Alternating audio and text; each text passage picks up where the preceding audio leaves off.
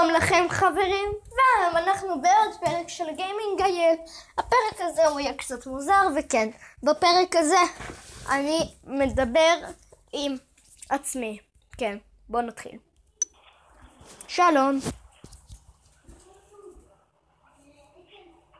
שלום. איך קוראים לך? מתן. בן כמה אתה?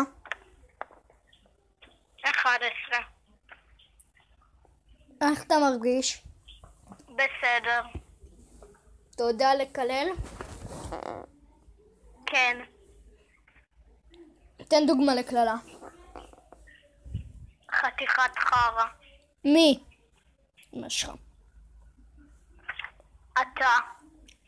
למה? לא יודע. אתה הומו? טוב, ביי.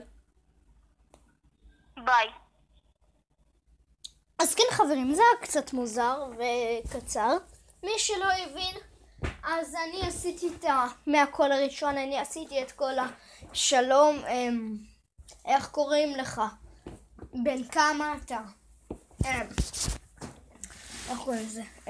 איך אתה מרגיש? אתה יודע לקלל, תן דוגמה לקללה. מי? למה? וביי. זה אני עשיתי.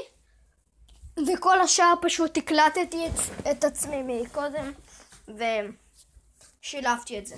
אז כן חברים, בפרק הזה גיליתם שאני מאוד משועמם בחיים. מקווה שנהנתם, תנו לייק, סאב ויאללה ביי. ביי.